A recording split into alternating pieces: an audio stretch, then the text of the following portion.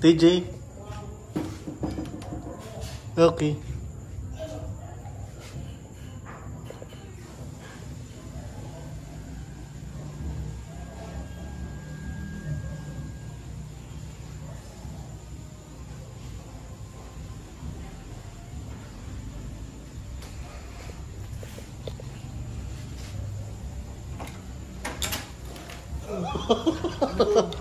Pasok tayo? Kaya papasok kami. Papasok ko dito? Sige, mamaya na lang. Ako dito tayo mag-ano. Hi, I'm TJ. Nice to meet you. We know you're ready for your interview. Can you introduce yourself? My name is Fitzgerald Lisondra from Sampaloc, Manila. My age is 33. And then, my previous job is Pizza Hut at Good Purpose. So, para lang mabigyan kita ng feedback. Sa introduction, dapat mabilis lang. So, pag tinanong ko, what's your name? Yung pangalan mo. Hindi lahat. Hindi lahat. Yung lahat, yung maiba na yung tanong. Hindi mo sabihin lahat ng ginawa mo na o lahat ng mga information mo. Kasi wala na silang tatanong. Okay, sige. So, restart natin. Okay. Hi, I'm TJ. We're interviewing for our can you introduce yourself for us? My name is Fitzgerald Lisondra from Sampaloc, Manila. Can I ask how old you are? 33. Okay, that's lovely. What's your previous experience in the field? My previous job is Pizza Hut from Good Purpose, 8 months team leader. Okay, can you tell us a little bit more what you did at Pizza Hut? I create a pizza, I create a pizza sauce, I create a pizza dough, I create mocha stick, and then all kinds of flavor of chicken, and then I create a recipe, stuffed crust pizza, ultimate sisig pizza, and all kinds of pizza. Okay. If you were to, how do you think your experience would fit in the role that you're applying for? I do my best to promote myself to your company. Okay. So, iba natin ang tanong na yung answer na yun. Diba tinanong ko, paano ba yung experience mo magtutulong sa role na gusto mo?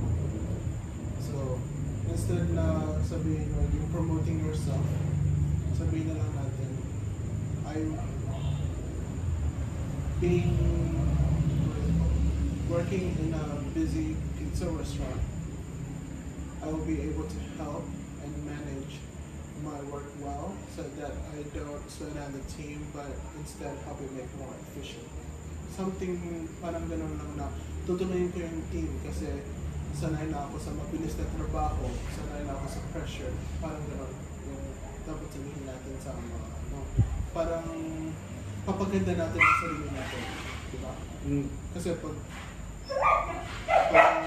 masyadong selfish naman tayo, hindi rin maganda ang tingnan sa pag-business na.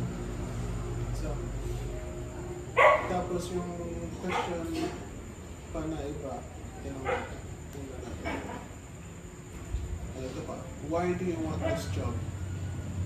Because I want to this job because I want to new experience to become a successful and professional to my career.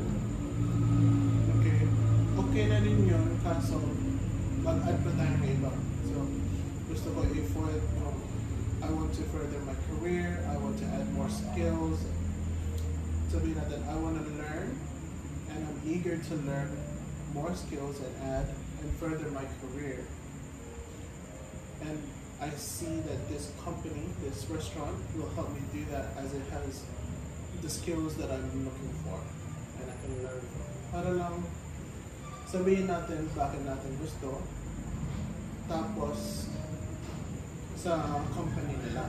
Kasi wala ring pakialam sila sa'yo na. Gusto nila yung makita yung bakit mo gusto dito. So, dapat sabihin natin sa atin tapos sa kanila. Yung parang, ano yun?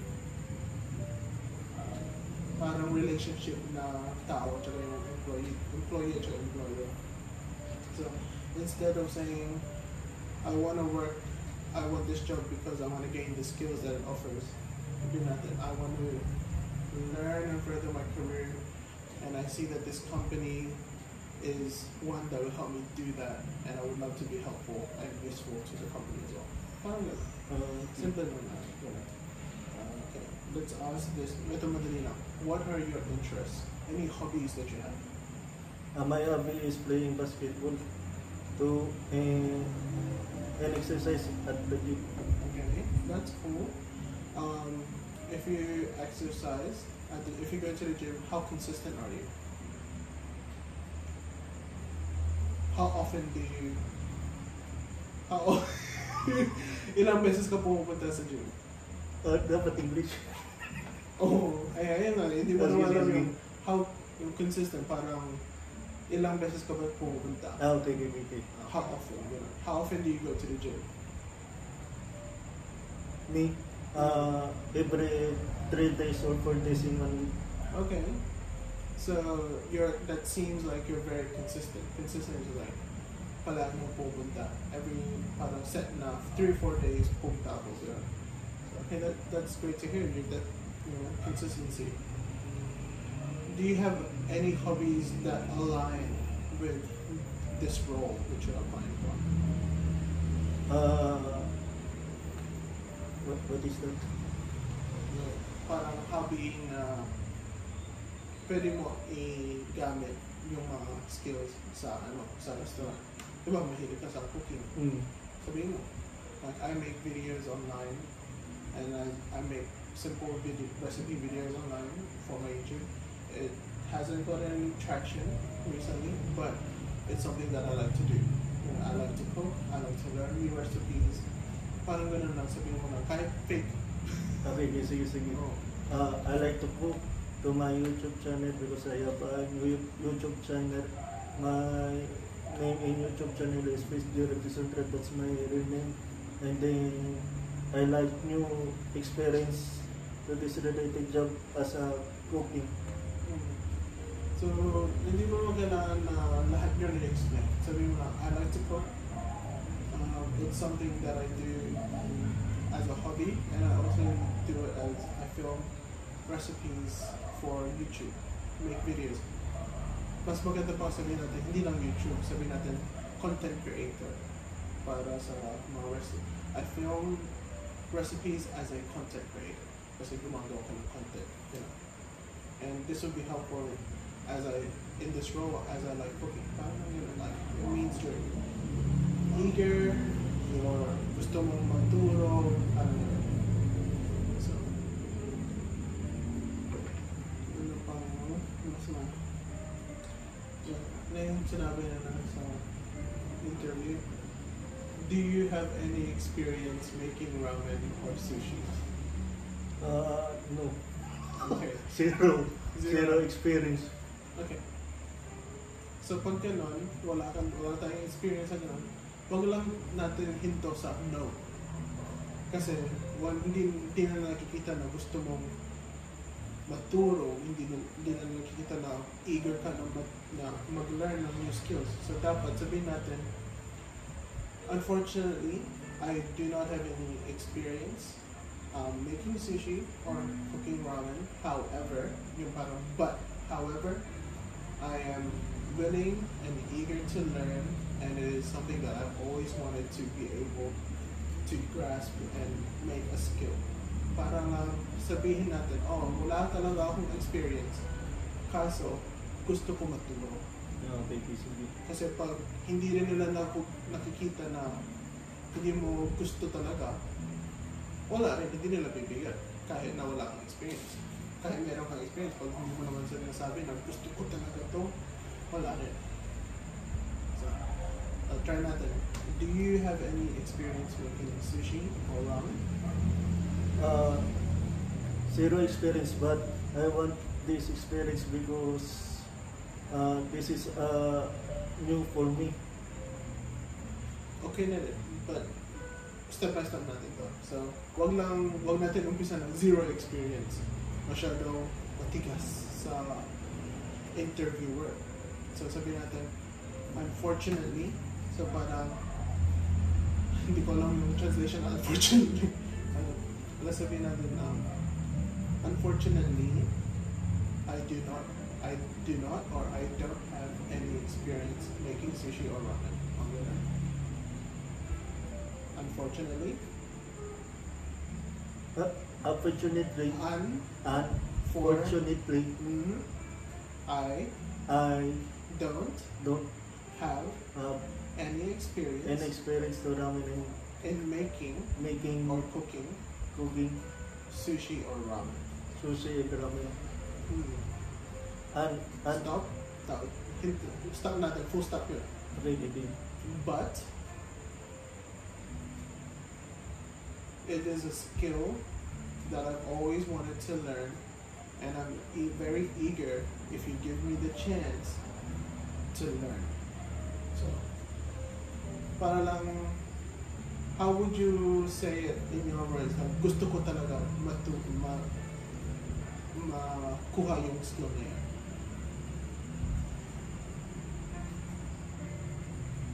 Mag-umpisa tayo sa I want.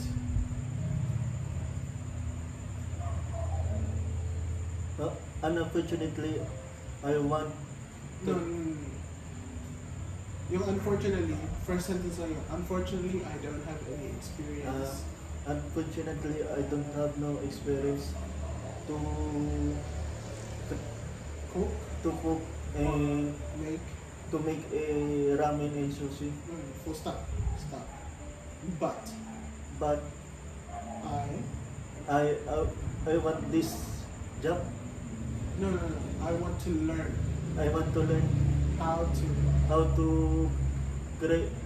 to cook a ramen and to create a sushi through my new career, through this role. So yung parang sinasabi natin, wala akong experience kaso gusto ko talaga magturo paano gumawa ng sushi at saka ramen sa trabaho na to. Di ba para mas maganda yung hair? Hair? Babae? Hindi. Ay buhok? Hindi. Mas maganda makinig. Di ba? Hair, okay. Kasi imagine mo, tinanong mo sa akin, what do you have any experience? Tapos sinabi ko lang, wala. Pag ikaw yung boss, anong makikita mo sa tao na in-interview mo? Wala rin, di ba? Okay, hindi niya talaga gusto. Kaso pag sinabi ko, I don't have any experience, but I want to learn and I'm eager to learn. Gusto ko talaga maturo. Iba yung feeling, di ba? So, yun yung parang isipin natin. Wag lang tayong huminto sa one word. Like, pag tinanong nila, they have experience, wag lang no experience. Dapat tuloy-tuloy. Oo. Dapat may second part pa. So, pwede naman, okay rin naman yung truthful tayo, honest. Honesty is always good. Kaso, dapat meron tayong second part. Hindi lang tayo dapat honest always. Dapat may honesty at saka may reason. So, yung reason natin, wala akong experience. Kaso, gusto ko maturo. Gusto ko talaga kunin yung itong skill na to. So, pag binigyan niyo ako ng chance, willing and eager to learn ako. Parang gano'n. So, ayun yung dapat isipin natin pag yung ganun tanong, hindi lang one word. Kasi pag one word, wala yung flow ng conversation, di ba? Kaya Hinto pala, lang doon. yung ganyan yung tanong sa akin, pero Tagalog. Sabi ko, hindi. No. Wala na, tapos na. Wala na ibang sinabi, no? Kasi pinauwi na ako. Tapos sabi, tatawagin na lang kita, okay, I text. Pero parang malabo na yata yun. That's last month lang. Unfortunately, Wala na. hindi. So, isipin na lang natin na experience yun. Gamitin natin na experience na kasi parang first time mo talaga na-interview, di ba? So, maganda na experience yun. Kahit maging failure siya, tingnan natin lahat ng mga failure natin para lang one step towards learning.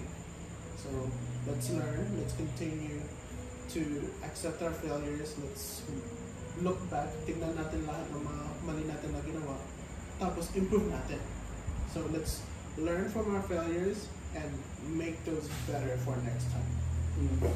So, parang ginagawa ko tinatagalog ko tapos ini-English ko para makuha mo yung dalawa.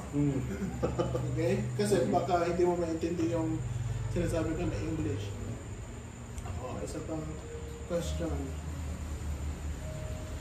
Do you prefer to work alone or in a team? Anong gusto mo?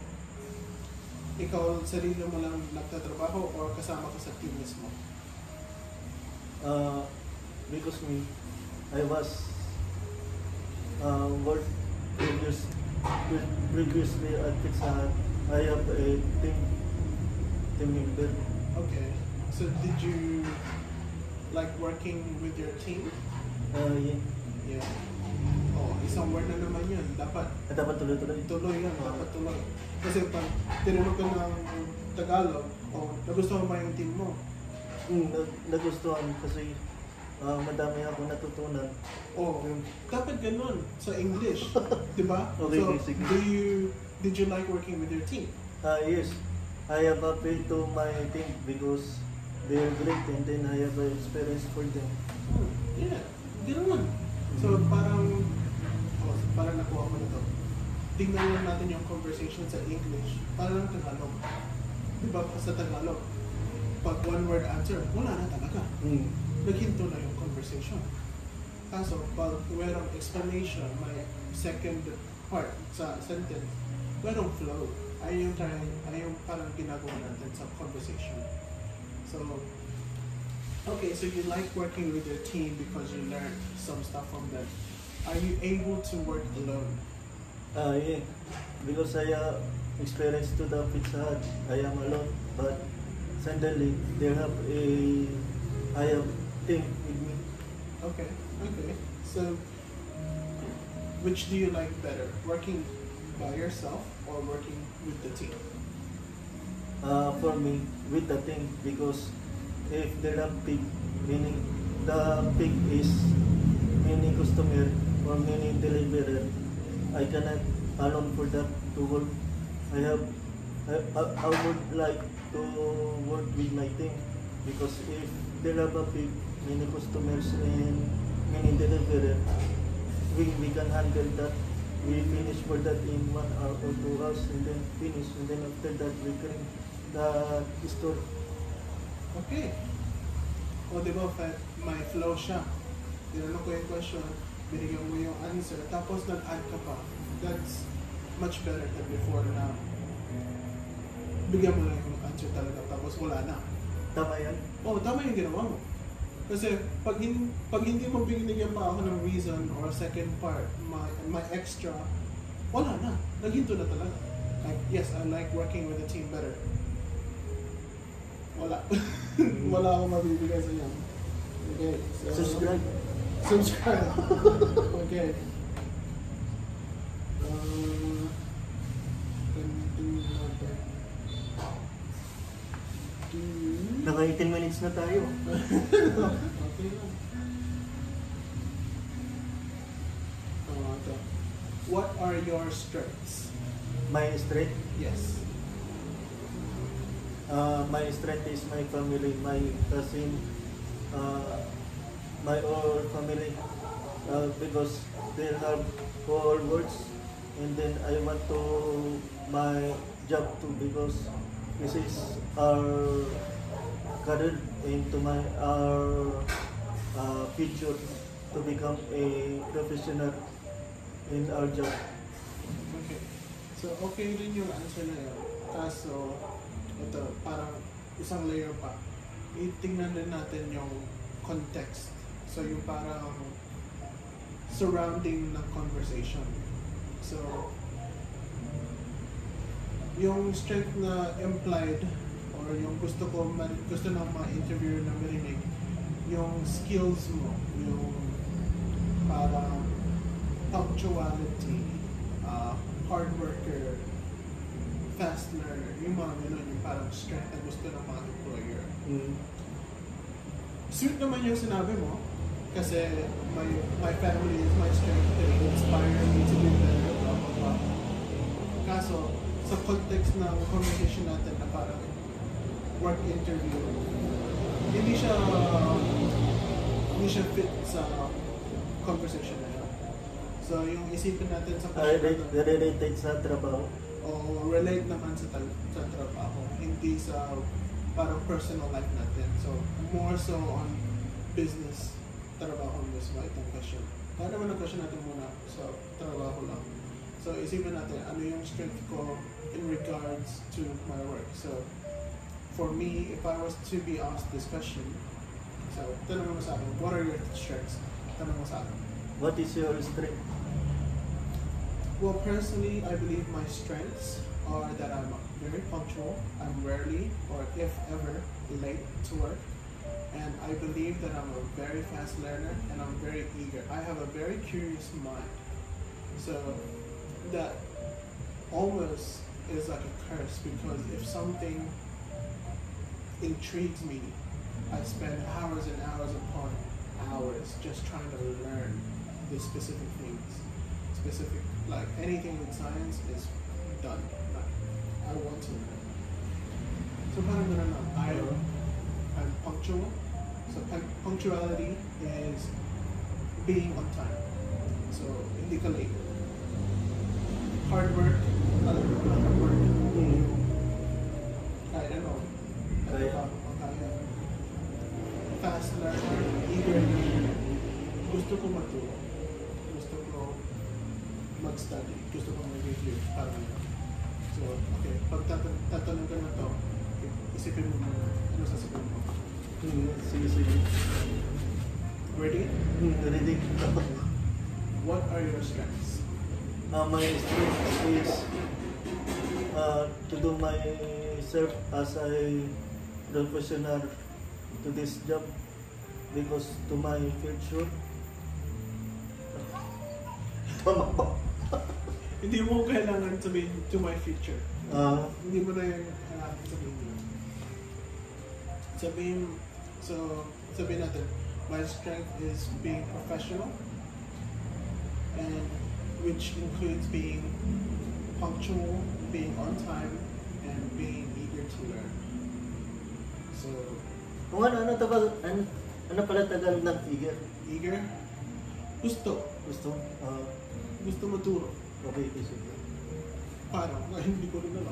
Parang, ayun lang yung parang rough na translation ko. Kasi yung masipag na pag-review, parang ituro, learning. So, try natin naman. So, what are your strengths? My strength is I want to learning more to eager. Sabihin na, pag gusto mo gamitin yung learn more, I love to learn. I love to learn. Para mas matuloy mo. I love to learn, and I'm a hard worker. Sabihin na natin. Okay? So what are your strengths? I love to learn to this new my new job experience, and I want this job because I want to learn. Parang umulit. Kasi parang nag-add ka ng unnecessary na parang masyadong marami kang sinabi. Pero may ipot lang. So parang bigyan natin ng i-cut natin. Sabihin niya lang, so I love to learn, and I'm a hard worker, and I believe those are qualities that will help me progress in this role. Ganun. Mm. So, umpisa natin sa first part. I love to learn I love to learn and and I'm a hard worker. I am a hard worker. Stop. Stop. Mm. I believe I believe that these qualities to these qualities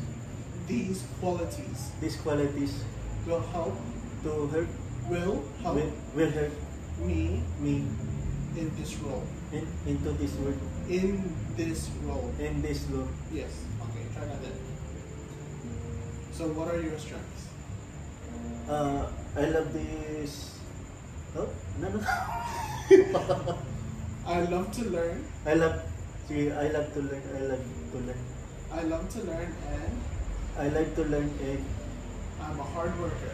I love to learn and I'm I'm a hard worker. a hard worker. I am. Ano to?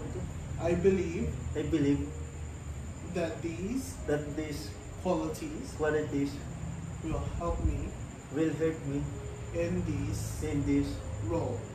law. Okay, try that then. Repeat after me. Isa pa. Sige. Okay. I believe. I believe Hindi pala. Sorry. Back. Repeat. No, rewind. I love to learn I love to learn. and I'm a hard worker. I love to learn and I have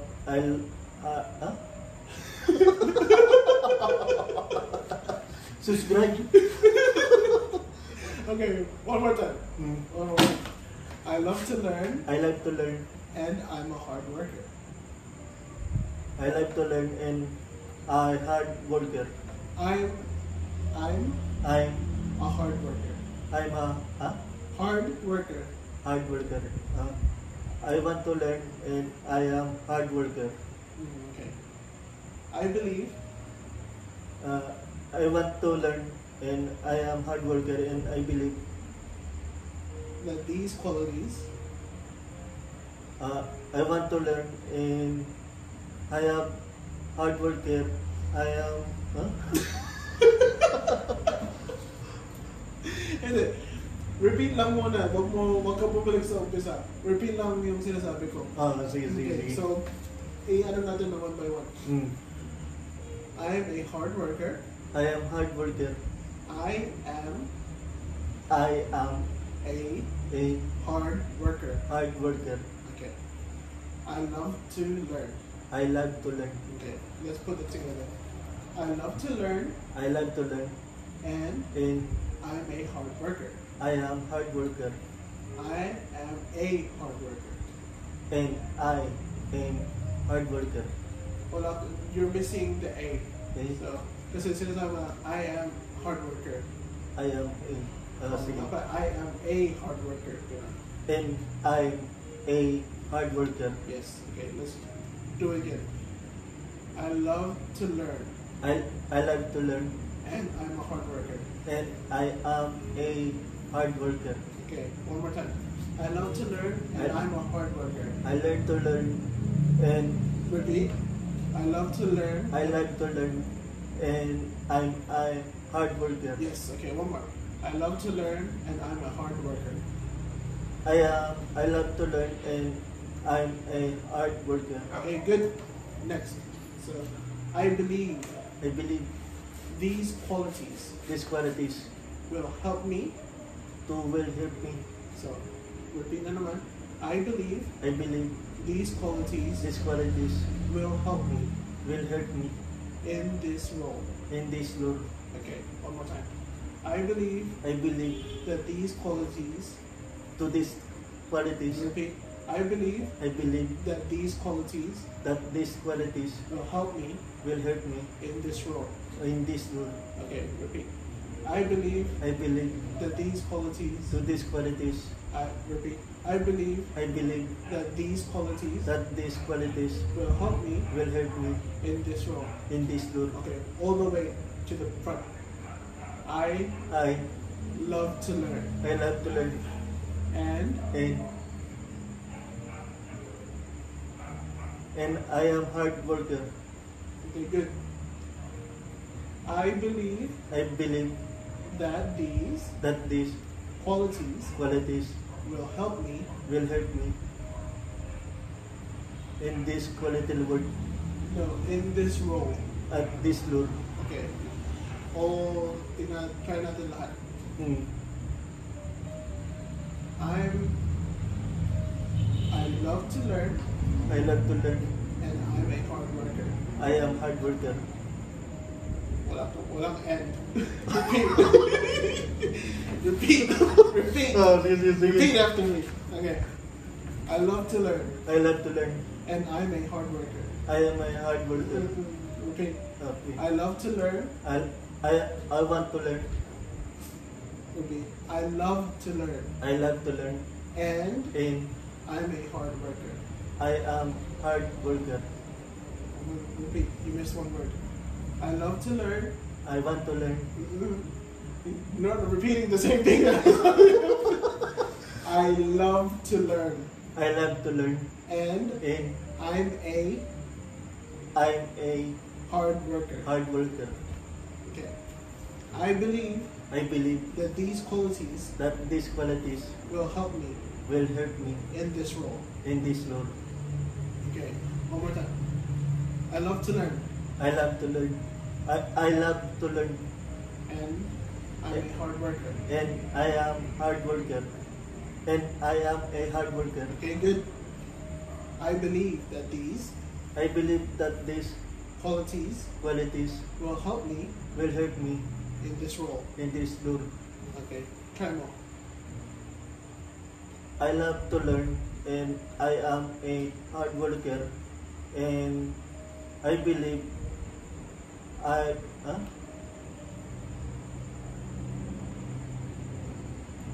I believe that these I believe that this will help me to this Lord. pwede na. Okay.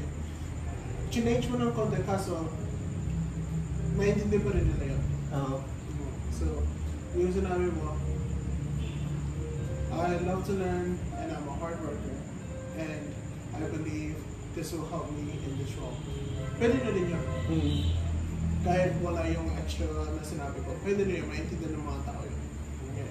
So, yung parang isipin lang natin sa English, yung mga maliit na grammar, yung mga extra na, yung mga sinasabi ko sa'yo, diba? Yung, ano yan, namimiss mo? I love to learn and I'm a hard worker. Instead of yung sinasabi mo kanina na I'm hard worker, hindi yun na, walang sense. Hindi siya correct. So yung mali na letter na A, yun yung parang nagagawa ng complete na structure. So parang mga structure yung nakikita natin. Ayun yung parang siguro kailangan mo i-review yung sentence structure. Oh, Grabe. subscribe. Ano yun? Joke lang ha, joke lang. Ayun. So, yung talagang di ba sinabi ko kanina na bumasa ka ng mga libro na English kasi makikita mo yung sentence structure talaga na ginagamit. Tapos, pag may time ka na extra, after reviewing, manood ka ng mga pelikula Na English. or yung mga TV show na siguro yung isipin ko mga sitcom, parang comedy, parang ma-enjoy mo din tapos matulog ka. Kahit may subtitles, pwede na rin. Kaso dapat yung subtitles English para kahit binabasa mo lang, naririnig mo, binabasa mo, magkoconnect rin yung brain. Kasi obviously, dito lang ako for 3 more weeks. So, hindi naman tayo, after 3 weeks, wala ka ng partner sa review. So, at least pagkatapos naman, meron kang option na bumasa ka ng mga libro, manood ka ng mga TV. Kaso, pag bumabasa ka ng libro at nanonood ng TV, dapat isipin mo, parang review ito. Parang yung mindset mo, review pa rin. Hindi lang laro. Hindi lang parang enjoyment. So, obviously, pwede mo rin i-enjoy, kaso dapat matulog ka. Mm. Dapat meron kang nakukuhang iba na hindi mo pa alam. So, yun parang isipin lang natin. And then,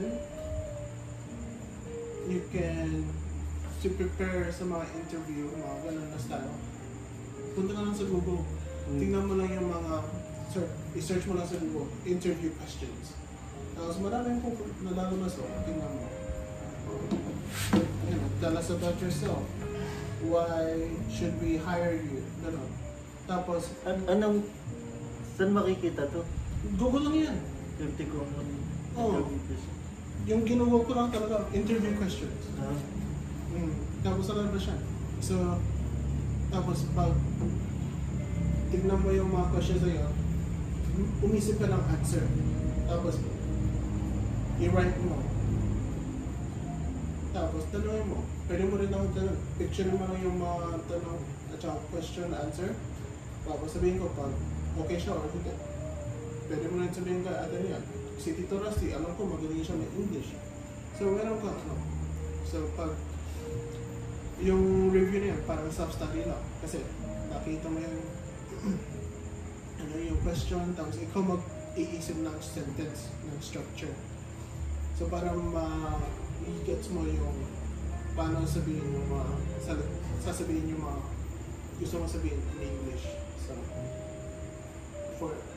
for example, ano yung tanongin mo ako isang question at ano, sa Tagalog. Sa Tagalog? Oo, tanongin mo na ako. Tapos, i-translate ko. Sabihin, mag-answer ako ng Tagalog tapos i-translate ko sa English. Ano yung paborito mong lugar dito sa Pilipinas? Yung siguro dalawa. Pag isa sa Maynila, sa mga Makati, yung mga magandang mga hotel doon. Kasi malinis siya at saka madaling pumunta sa kahit saan. Parang free siya, convenient siya.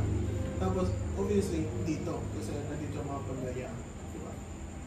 At saka hindi ko rin naman kayo nakikita palagi. Obviously, nasa Australia ako masalita. So, dito at saka sa Manila, Makati, mga area ng airport, essentially. So, pag gusto mo i-translate in English, so yung question mo in English is, what is your favorite place in the Philippines? And my answer to that would be, I actually have two favorite places. So, the first place is around the airport, near Makati, around Pasay, basically anywhere near MOA, because it's convenient, it's comfortable, and it's clean. And the second place is definitely here, Pangasinan, because families here. I'll always see family here. I obviously live far away and I don't get to see you guys very often. So every minute that I can get to spend with you guys is something that I love and I cherish. And yeah, those are my two favorite places. So makikita natin pag answer, question and answer. So, pwede mo na yung gawa na kuha ka ng question in English, translate mo yun in Tagalog para mag-gets mo talaga yung intindi ng question. Tapos, i-answer natin siya ng Tagalog, tapos i-translate natin yung answer natin sa English. Para lang maging masanay sa ganun na ano, parang translation sa ulo natin. Kasi, sa totoo, translate ko lang on the fly. Sa pag nag-uusap ako ng Tagalog or English, ano.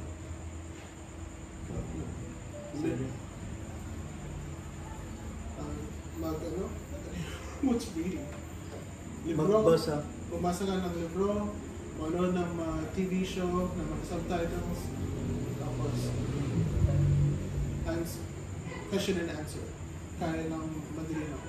What's your name? Introduce myself.